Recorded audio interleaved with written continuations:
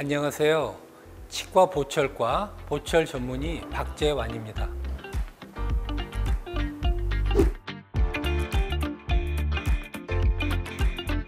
오늘 저와 함께 알아볼 것은 치아 보철이란 무엇인가입니다. 치아 보철이란 치아가 망가져 있는 모든 것을 회복하는 치과의 특정 전문 진료 분야를 말하고 있습니다. 치과 보철에는 크게 세 가지 세부 분과가 나누어지는데요.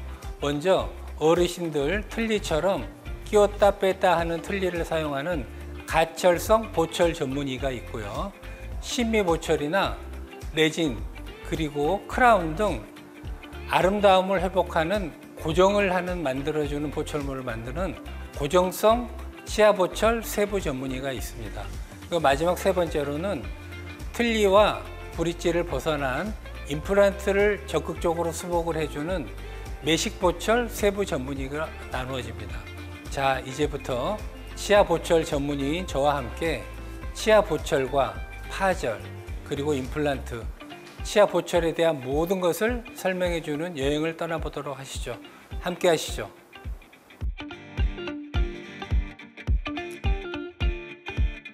먼저 보철 전문의인 저와 함께 알아볼 첫 번째 치과 질환은 치아 파절입니다.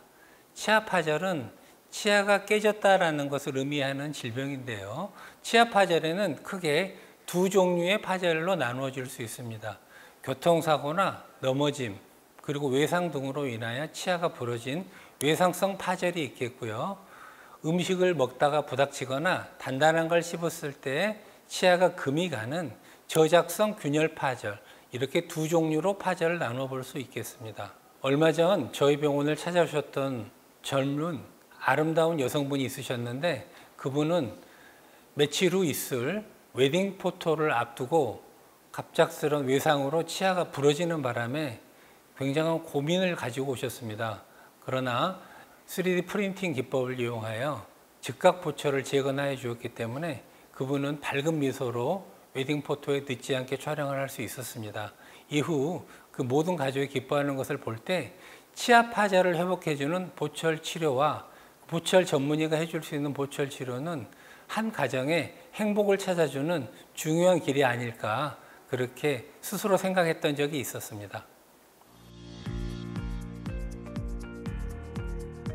먼저 외상으로 치아가 깨졌을 때는 눈으로 보이는 치아 부분이 없어졌기 때문에 일단 심리적으로 너무나 괴롭고 앞니가 다치게 되면 사회생활에 심각한 영향을 미칠 수 있다는 점이 증상일 것 같고요. 두 번째, 저작성 균열은 음식을 씹을 때, 부드러운 음식을 씹을 때는 아무렇지도 않은데 딱딱하고 뜨거운 음식을 먹을 때 머리를 찌르는 듯한 번개를 맞는 것과 같은 통증이 환자분들에게 찾아와서 그 증상을 호소하실 때가 있습니다. 그러나 그 저작성 균열은 눈에 크게 드러나는 것이 아니기 때문에 단순한 육안 관찰이나 엑스레이 관찰로 보이지 않는 경우가 있습니다. 저작성 균열로 인한 통증은 보철 전문의들이 특수한 검진기구를 통해서 확인하고 할 수 있는 것이기 때문에 나이가 들으셨는데 음식을 씹을 때 시큰거리시거나 바늘로 찌르는 듯한 통증이 나타났는데 10초 안에 사라지는 통증이 지속적으로 반복되고 있다.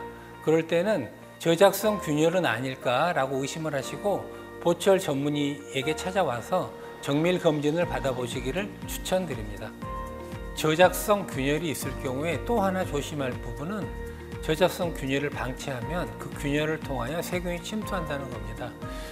흡사 예를 들자면 입안에 상주하는 세균의 크기는 콩알 같다고 했을 때 균열의 크기는 도랑 같은 느낌이거든요. 그래서 우리의 눈에 볼 때는 보이지 않지만 세균들이 볼 때는 그 균열을 통하여 치아 내부로 들어갈 수 있는 큰 통로가 열린 거기 때문에 치아 균열이 방치되면 치아 내부에 신경 조직과 혈관이 있거든요. 근데 그 부분이 괴사되거나 염증이 생기거나 치아가 퍼렇게 변하는 증상들이 나타날 수 있으니 이 또한 주의하시기 바랍니다.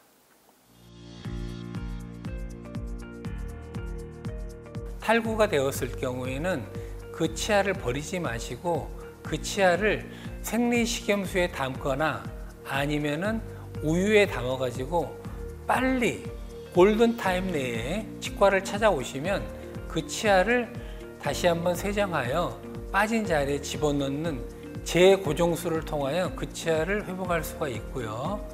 가끔 어떤 분들은 치아가 빠지셨는데 얼음에 담아가지고 오시는 분들이 있습니다.